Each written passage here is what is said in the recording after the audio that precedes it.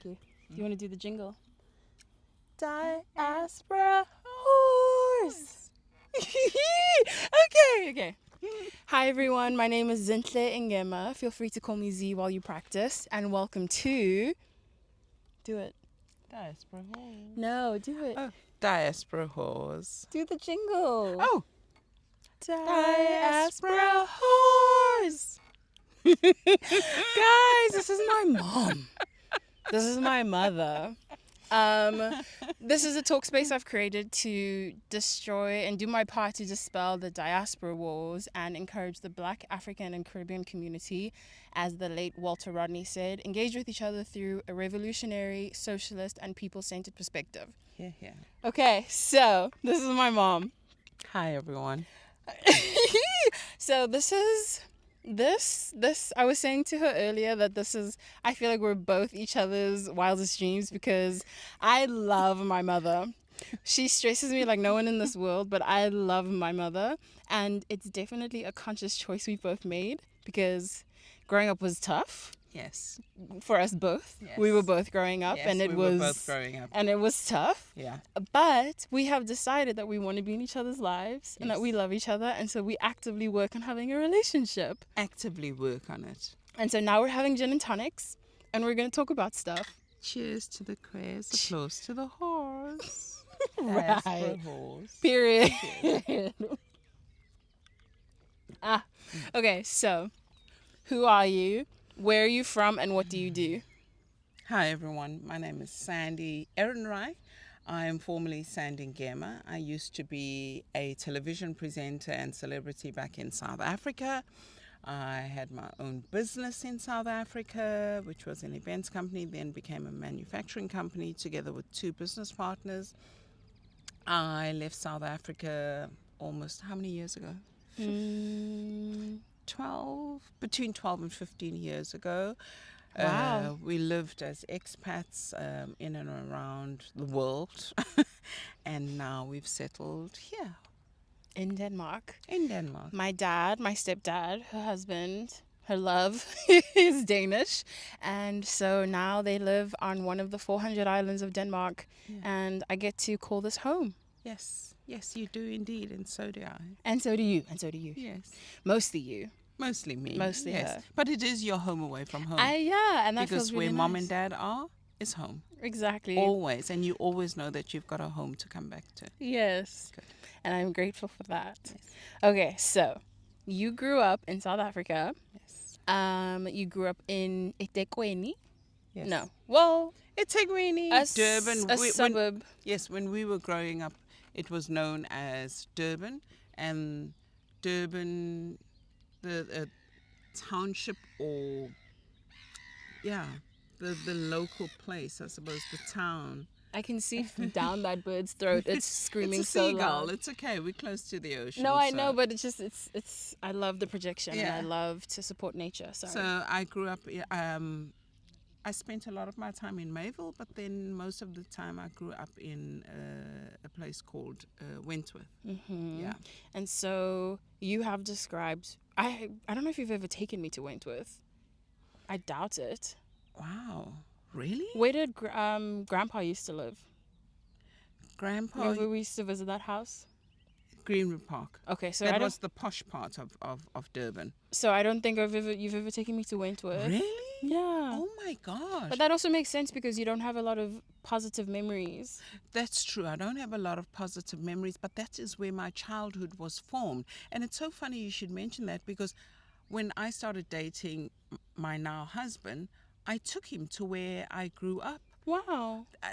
Funny. Maybe I just don't remember. You probably don't remember, but I know that I always take very close, personal people in my life to Wentworth to show them where I come from. Actually, I'm kind of imagining you driving around and pointing at things and saying like that was my school. So maybe we were just really young. Yeah, I beg your pardon. Probably, and I mean it's a ghetto, but it's the ghetto where I grew up. But it's your ghetto. It's my ghetto. Oh my Wentworth, gosh. Panic's place. What?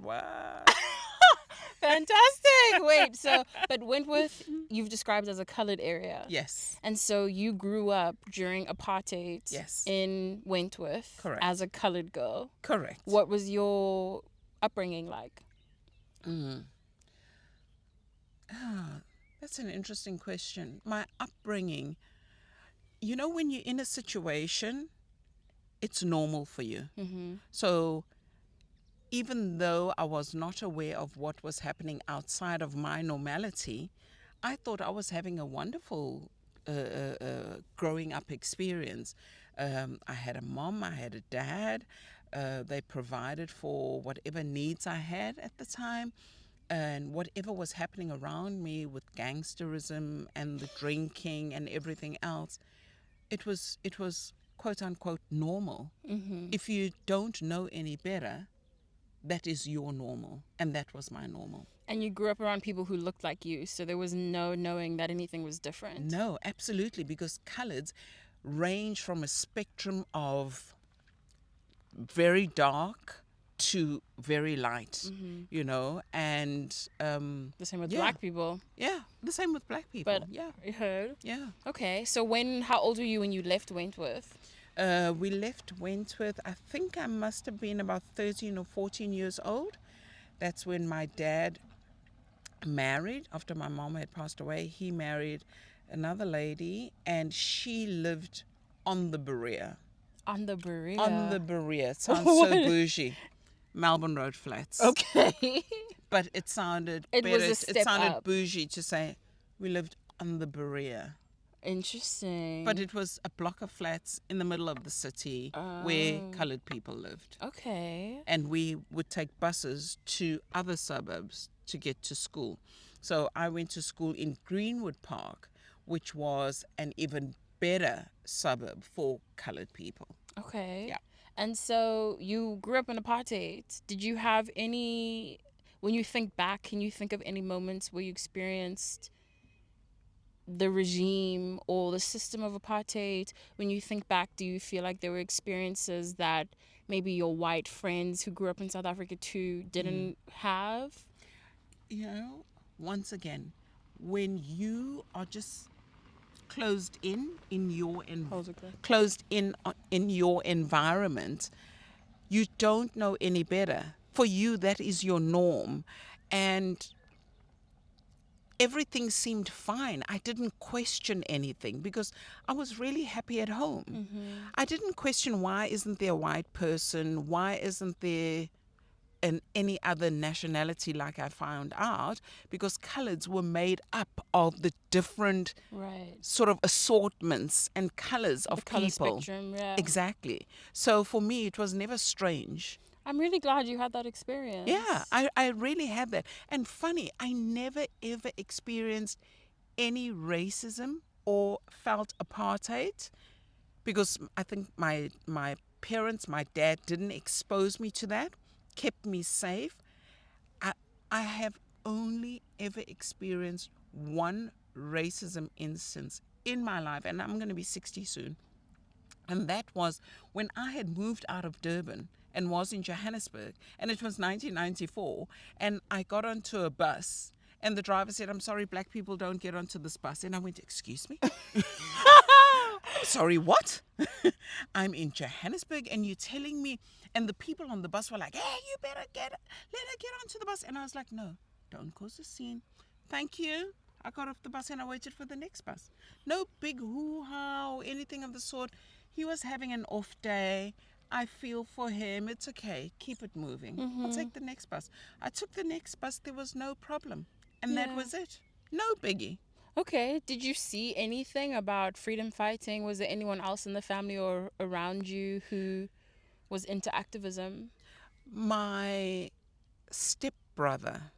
I don't know if it's... Yes, my stepbrother, because my dad had a son called Lucky Boy. I was told of stories that he had fled South Africa and went into exile and was fighting as a cadre for the ANC. So I always knew that I have a brother that is living outside of South Africa, and he's fighting for freedom. But my dad always told the story almost as a throwaway. Like it was someone who wasn't actually related to No, you. Like, no. yeah. To him, it was almost. Now, when I think about it in hindsight, my dad was almost like, "Oh, why does he have to do this? What's he doing? He's just Yeah. wasting his life." So speaking of your dad, Oh, yes. Let's get into my dad. Wait, let Sorry. me take a sip Yeah. first because I'm sorry. Well, no, I'm not sorry. He was a human man, yes, and you loved him till the day he died, oh, and he yes, loved you. Yes, And as I've come to understand, and as I think you understand too, apartheid worked because it was psychological. 100%. You really yes. had to break down someone's psyche and make them believe that you are less than or you deserve this because of the color of your skin. Correct. And he's just a testament to the fact that that system worked and worked so well. And for how long? And continues to work. Right. In so many other countries and so many other nationalities as well. But it's all rewriting the same. Yes. So first of all, Grandpa was darker as midnight. Yes. He was a dark man. Yes. But I remember growing up, he used to say things like, "Those black people." Yes. And I remember always being like, "What do you mean? You mean... What do you mean? People... Like what? Your brethren?" What? Yeah. It was always so confusing because also I was black. Yeah. I'm black. And so I used to think, do you not see me as your family because you say those black people? Yes. Even though I did know Grandpa loved me. Yeah. But you grew up with him as your dad. Oh, man. And you grew up... We'll talk about you growing up colored and then now you identify as a black woman. Yes. But what was that like, having so much anti-blackness spewed at you? And you even said he used to talk down to your mom's family. Yes. Because they were Zulu. Yes. So what was... when did you first realize you were black? Or when did you first realize you were colored? Who first started talking to you about race and being different? My dad, because I was a daddy's girl. Was always a daddy's girl. So in hindsight, again, when I think back to my childhood, I think of how sad, and later in life, I did actually make my dad aware of the fact that I thought he was a sad man. Sad man in the sense that he had an identity crisis. Absolutely. And identity crisis brought on by the regime of the day. But he fell victim to that. Mm-hmm. And I became, I don't want to say woke because no, I'm not, but enlightened. Enlightened. I became enlightened much later, and I became enlightened only when I left Durban, got into Johannesburg, and saw the cosmopolitan environment that existed and how diverse the cultures were and how people celebrated their cultures and how people embraced each other because of their cultures and their nationalities. It was absolutely amazing. For me, Johannesburg was my awakening. Mm-hmm.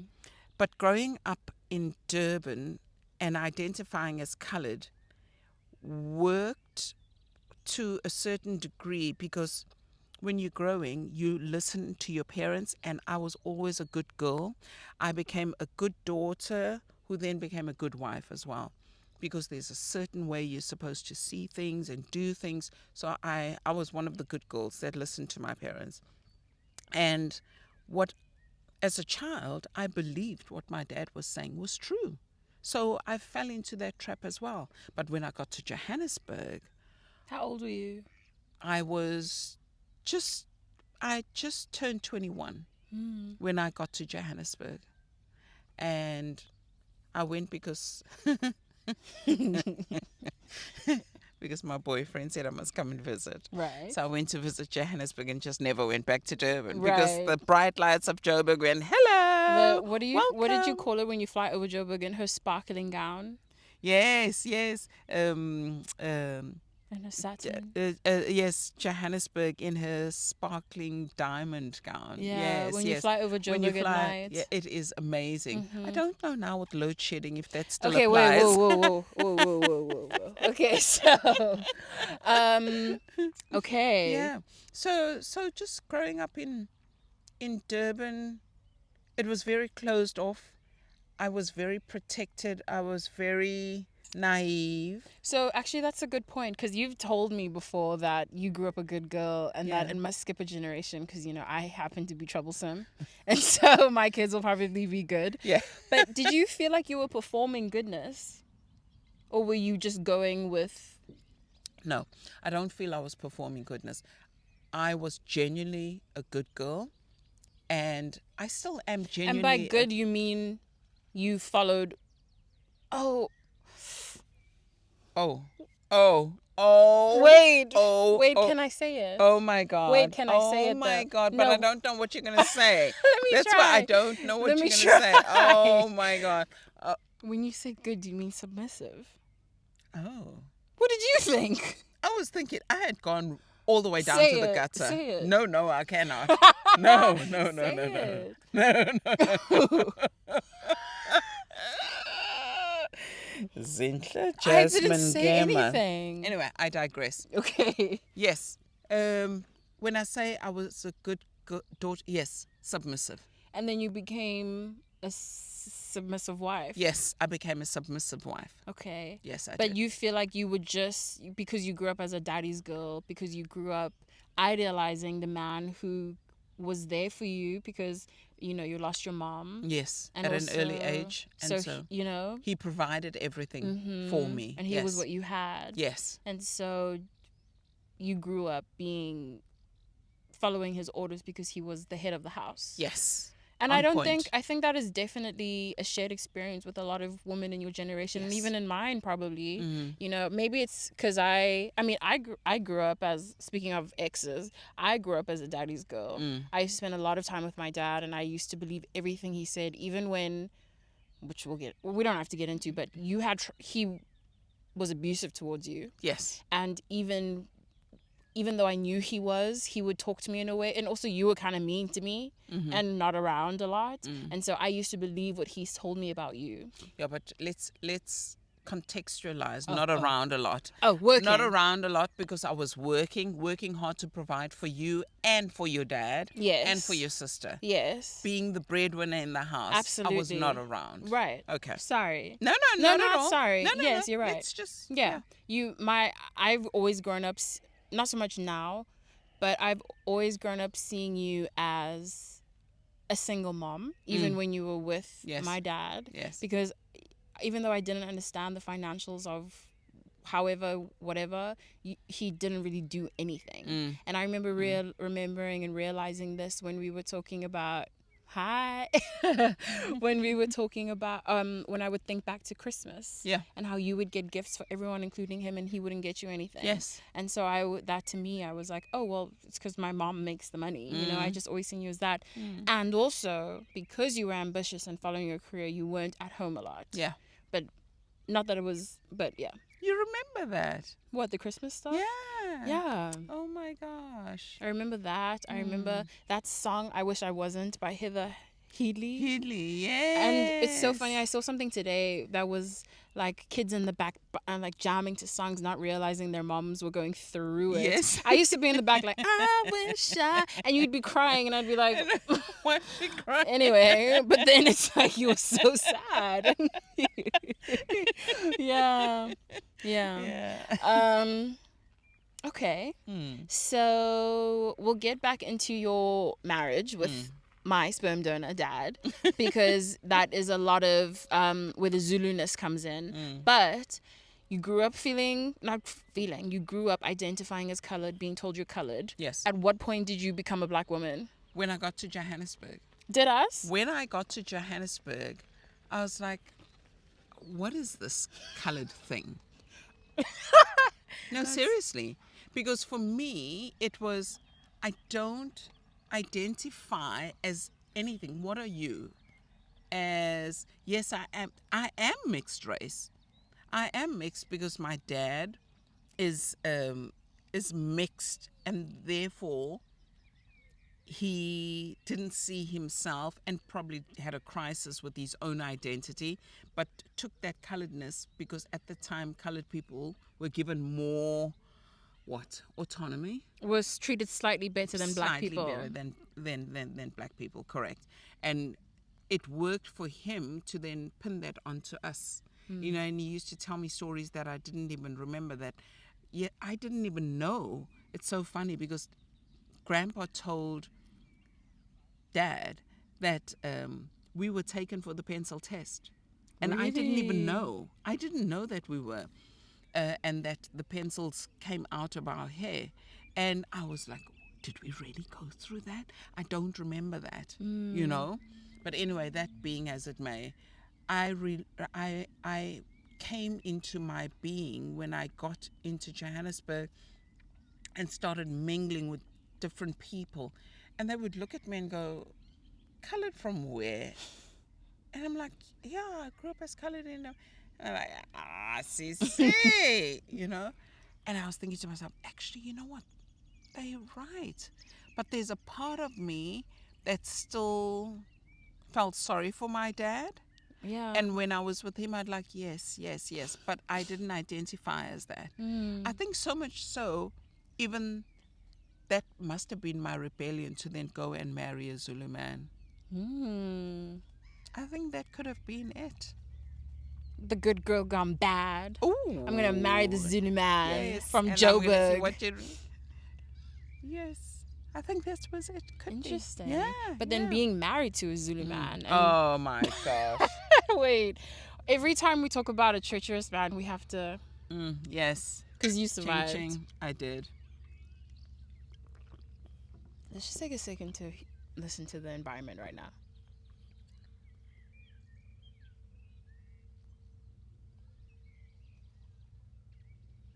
Amazing. That's my life right there. Yeah. And you deserve, Queen. Thank you. In the sunshine. Thank you. Okay, so what was it like being married to a Zulu man? Because Zulu men, we all know. But what about one who thought he was the reincarnate of...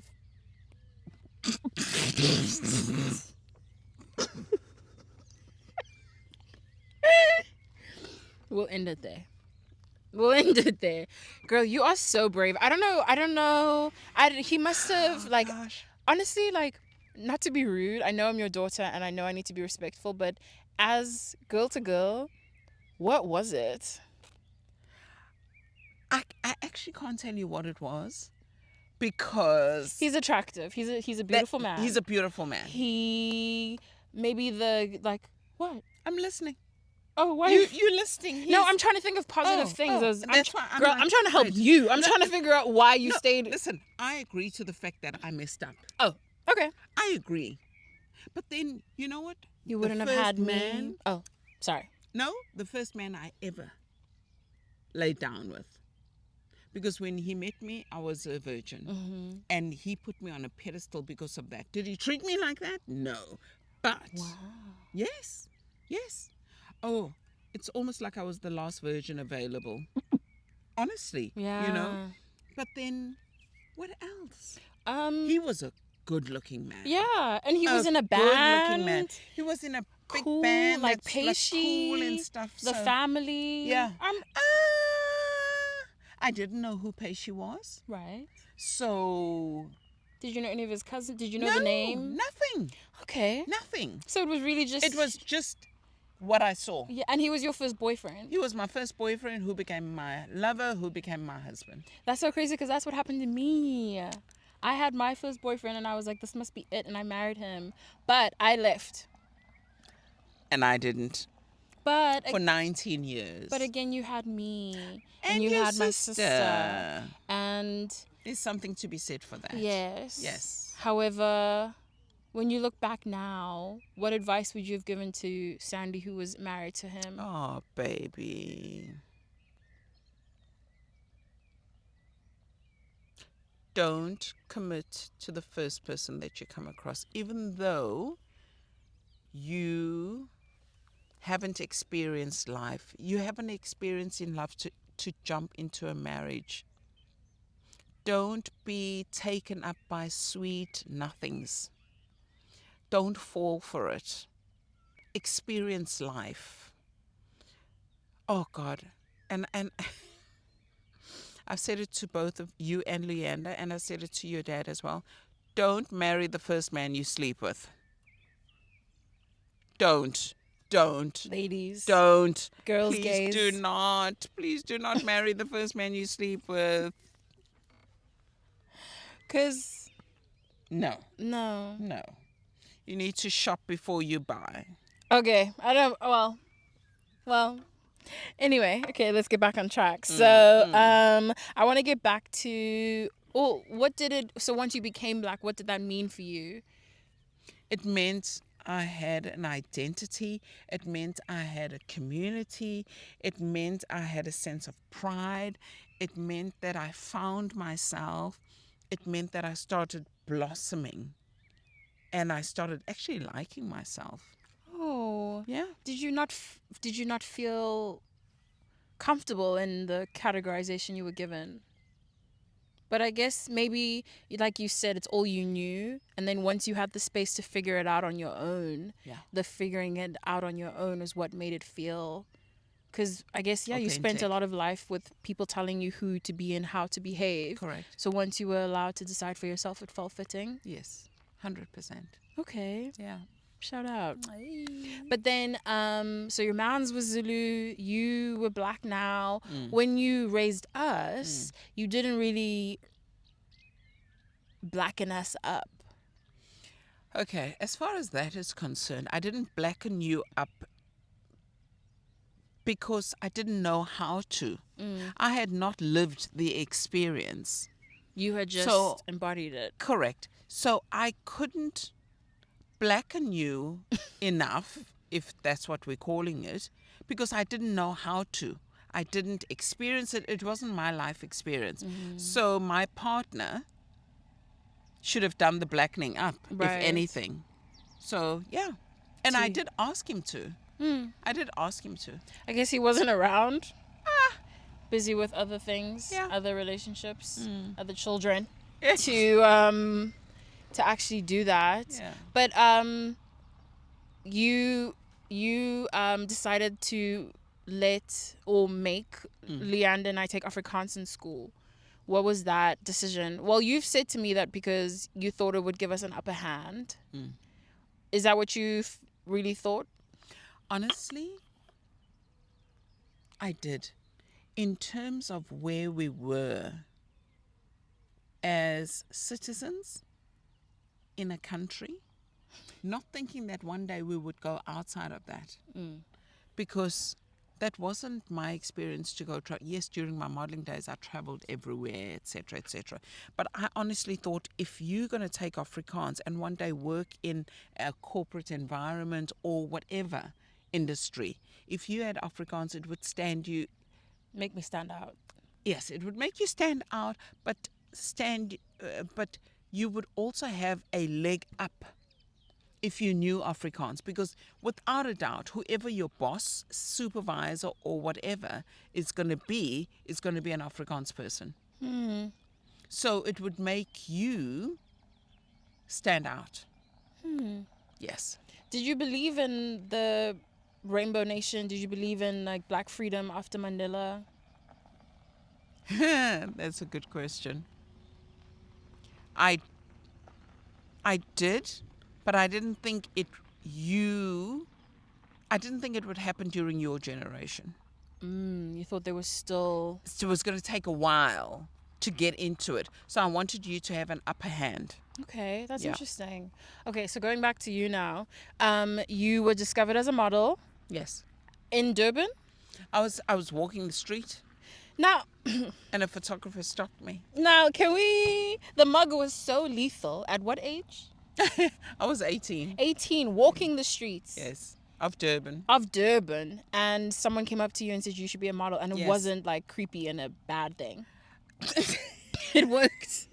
When I think about it, actually, and I mean, this guy said, "Oh, you're so beautiful. I think you could be a model," and I was like, and then this man said, I'm a photographer. He took me to his studio where he had a photographic studio and said, "I'm not being untoward. Okay. This is my studio. I will not harm you or anything. Please, can we go and do a photo shoot?" Do you think I was bright enough to say, "Oh, no, yeah, I have to go with a friend"? No. doofus No. got into the car with the man, went somewhere on some beach and did a whole Sandy. photo shoot.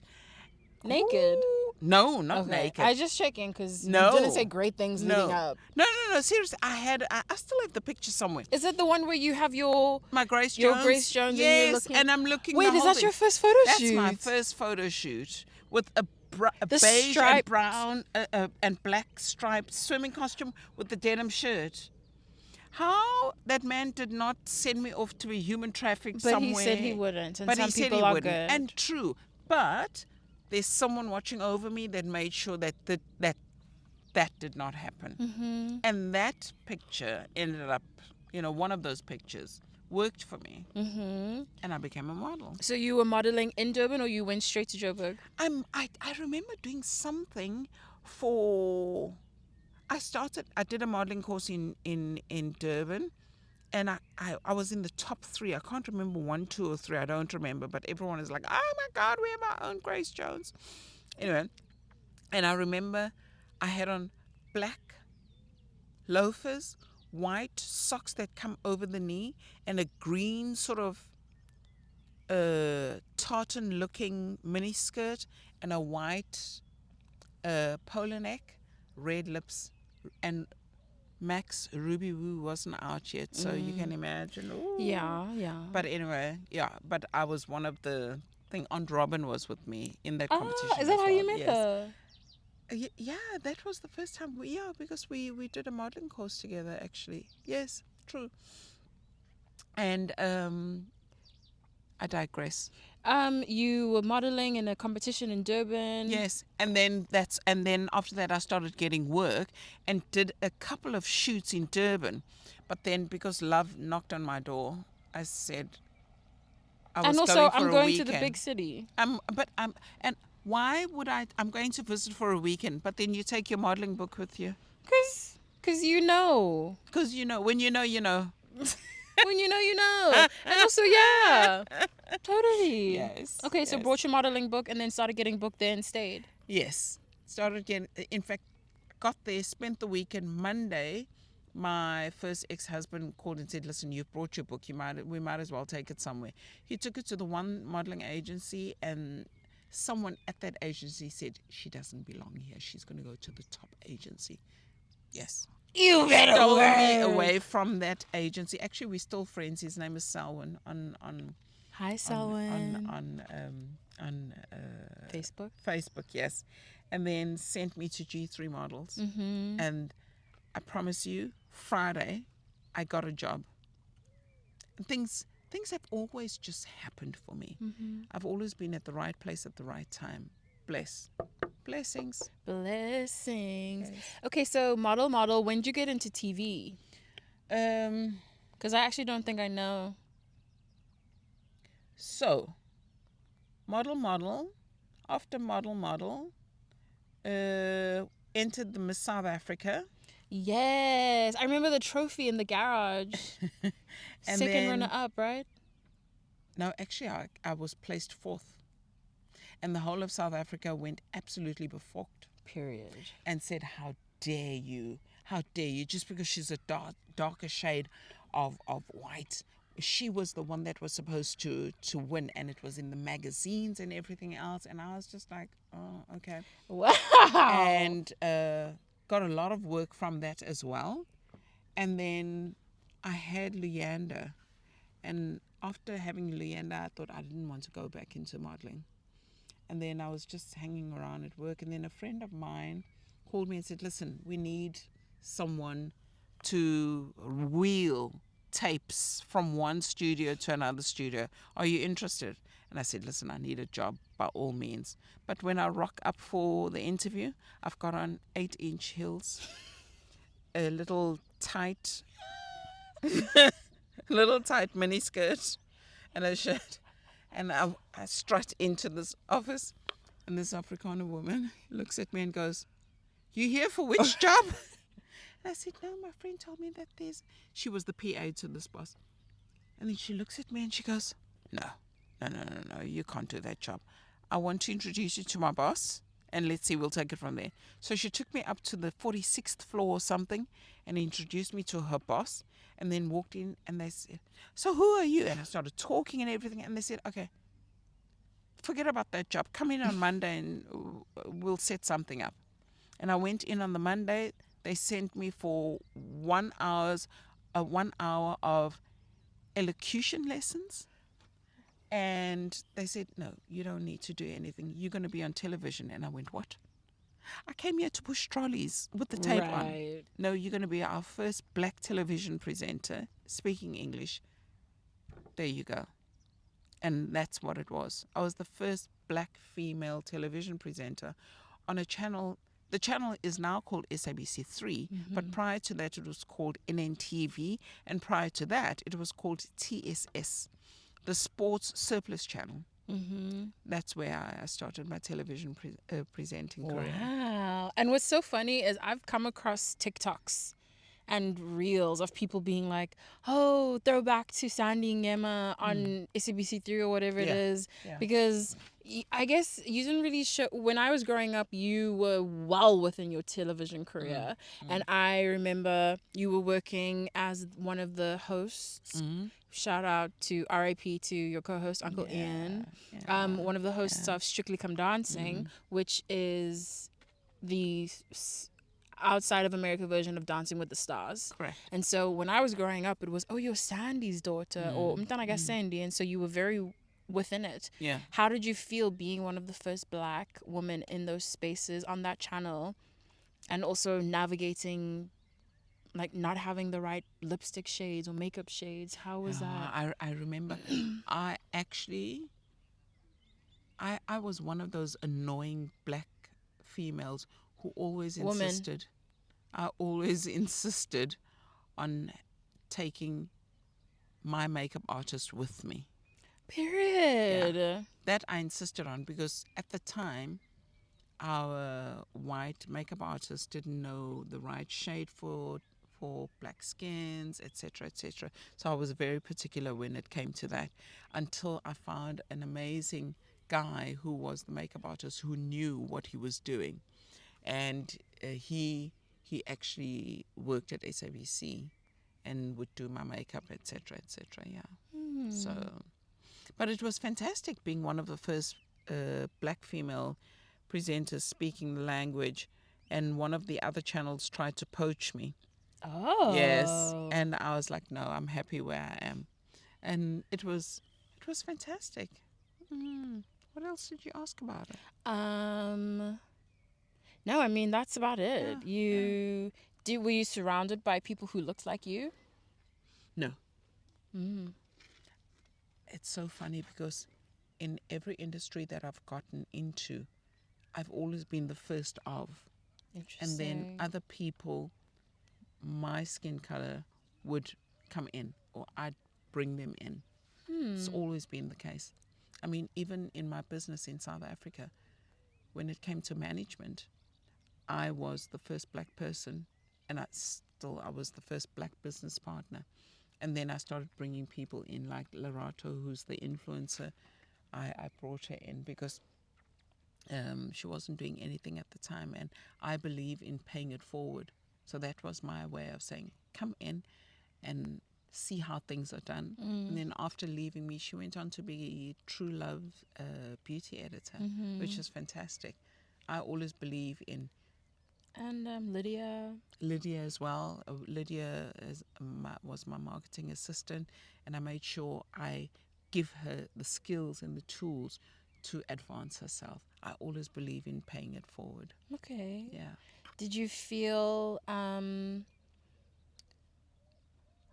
that you had to work harder because you were black? Did you feel like you belonged?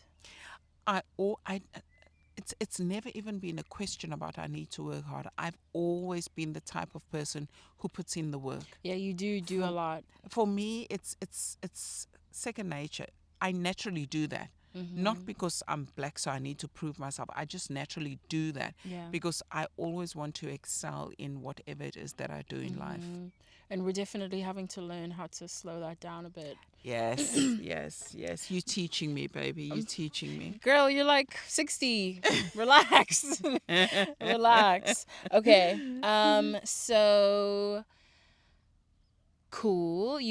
When I was growing up, you had a lot of black women friends. Yes. You had a lot of colored men, Uncle Mark, Uncle Yes. Claude, Yes. Aunt Kosi, Aunt Faith, Yes. even Aunt Tombi, Yes.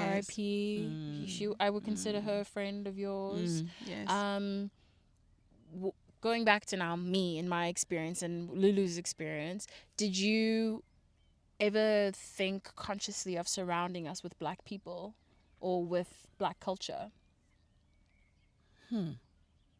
That's a very good question.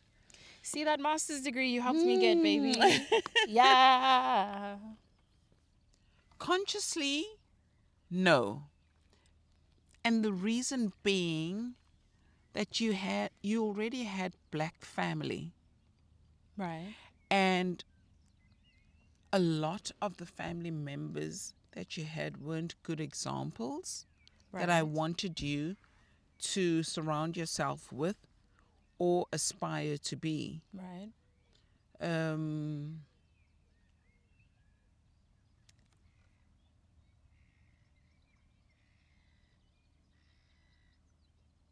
And I can't think. Yeah, but there were times when I wanted you to have black friends as well. Remember Aunt Nambita and her son? Aunt Nambita, who worked on the radio and Yes. borrowed CDs. Yes. Her? Yes. The jazz No, radio? that's Aunt Notemba. Aunt Notemba. Her son had a crush on you. No, you don't remember. Nambita, no.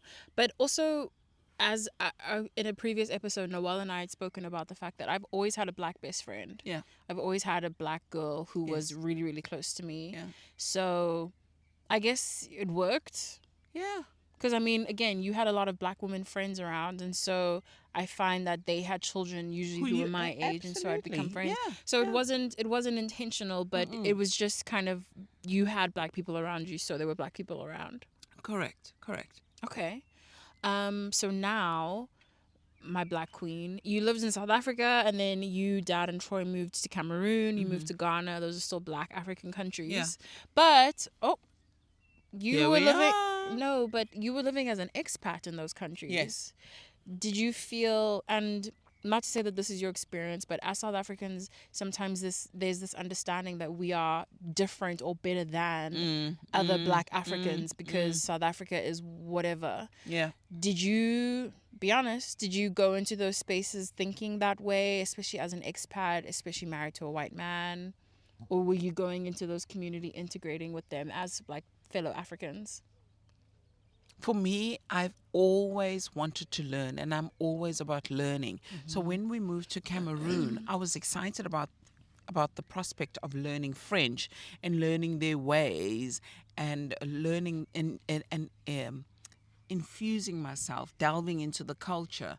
And I always just had, even when we had other expats, I mean, we had Belgians, French, Italians, Spanish people, but we would ensure that we had the black locals in that mix as well. So no, for me it was always about Mukasa Sukasa, come in, the more the merrier. Okay, Slay. And I tried to learn how to gyrate the way the Cameroonians do Gyrate. because they move. can move. No, man. they move, yeah. You know, I never got it right, That's what you tried. but I did try.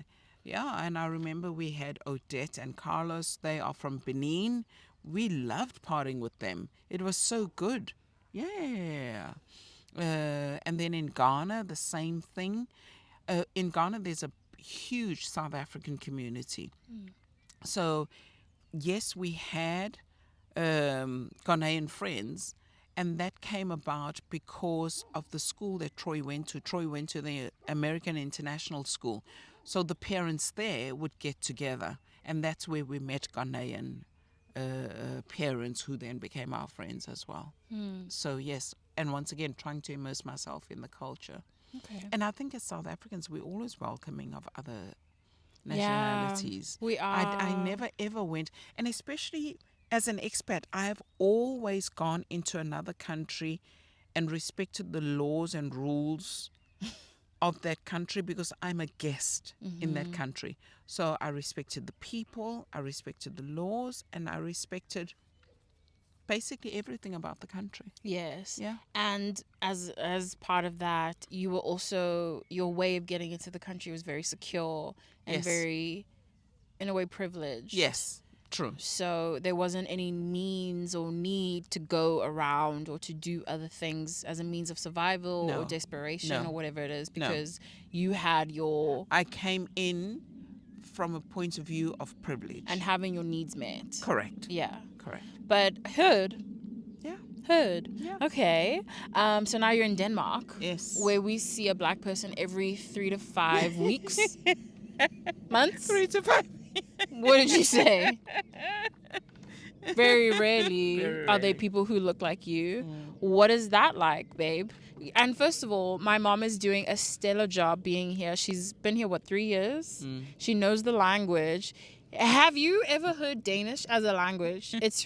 It is, and I know I'm here, and thank you for having me, but it's crazy. And you speak it, and you understand them, and you're going to school, and you're integrating and stuff.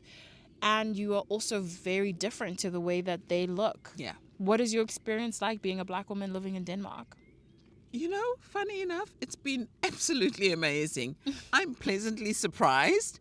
First of all, I suppose in the beginning I was almost like oh. I'm still the only black lady in our village. Right. But I'm the black lady in the big house. Right. So it's like, oh, she's different. Right. You know?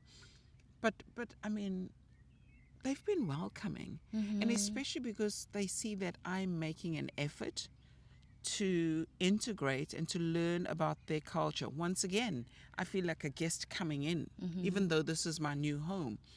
I will ensure that I will ensure and am ensuring that I make an effort to learn the language, to learn the culture, to respect their rules and regulations and the norms, but not losing who I am and my authenticity, or lose who I am because I'm adjusting to living here. And I don't think my husband would like that either, because my husband fell in love with me as a black woman. That's what he saw and appreciated in me. So why should I change? So we make it work between the two of us. So these people will need to, and in fact, they don't want me to change. I don't think they do. They just appreciate the fact that I try to speak their language. And then if they see I'm struggling, then they resort to speaking English. So it's working on all spheres. I find that I too now live in a country, I mean, obviously the US is a lot more diverse and there are a lot more black people, but quote unquote, I am in the minority now. And there are definitely instances where I'm like, this person is being a type of way because of the way I look. But I've never thankfully experienced outright racism living in the US. And I don't think it's, like you're saying, I think it's just being a part of, the world is becoming a lot more globalized. Yes. And you can't be surprised that there are people who are different to you or look different to you in the spaces that you are existing in. That's true. And also, I think because you are a bright and sunny ball of sunshine and assume the best, maybe there's stuff that you don't even, and like you said, like you had the instance where someone told you to get off the bus and you're just like, I'm actually not gonna. No, I don't want to entertain that. No. If And that's a gift you've given yourself for sure. Because exactly, there are definitely people. Don't look at my armpits. I've been here for 2 weeks. There are definitely people who will start things or will try to do things, but it's a matter of what you allow. Yeah, absolutely. And that's definitely case by case. Yeah, I never want negativity around me.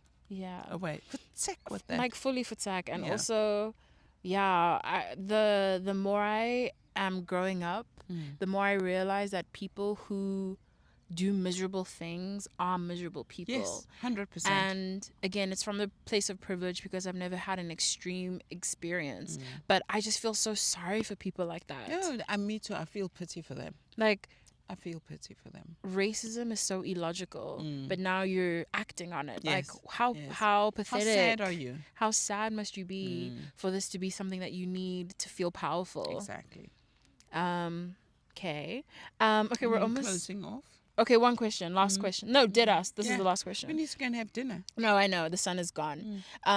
What has your experience been like as an ambitious, beautiful Black woman in a world that is not always necessarily encouraging of that? All that means absolutely jack shit to me. For me, I know what I want. I'm going to go after it, and I get it. Period. Simple as that. I don't take no for an answer. No.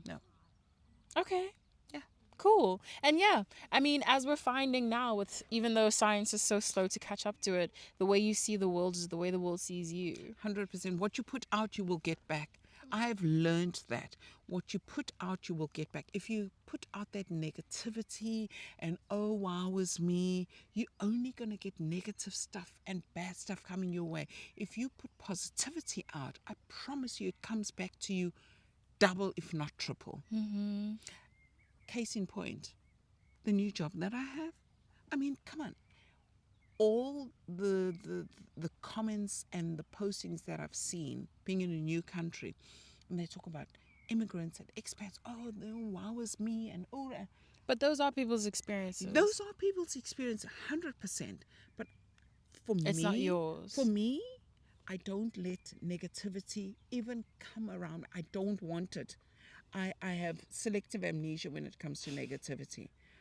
I just want good, beautiful sunrise, beautiful sunset, beautiful surroundings. I believe that if I surround myself with positive energy, I will receive positive energy, and everything will be okay. I promise you, I am the luckiest bitch under the sun. I really feel that. I know that. I experienced that. My mom, ladies and gentlemen. I feel like this is going to help people understand me. Yeah. And why I am the way I am, because, like, look who raised me. And the thing is, like we said in the beginning, this is a choice. Yes. Because you have had a very tough life experience. 100%. And a lot of bad things have happened to you. Yes. And you go. But do I let that determine the rest of my life? Hell no. Right. You've made the choice that your life belongs to you. Exactly. And I'm really grateful that you are making that choice, because it makes it easier for me, because you're a testament to that. No. And so, love you so much. I love you more. And thank you for being on my podcast. An absolute pleasure. I was a bit nervous and scared, and when you got the name, oh my God. But I hear you. I see it. I feel it. So go for it. See, she doesn't agree with the name, but she understands it. You're living your life and living your truth, so go for it. Okay. Well, do you want anyone to follow you on anything? No, I'm not a social media bunny. Okay. So, this is the first, maybe not the last, but this is goodbye. Yeah. Thank you for watching and listening. Bye. Bye.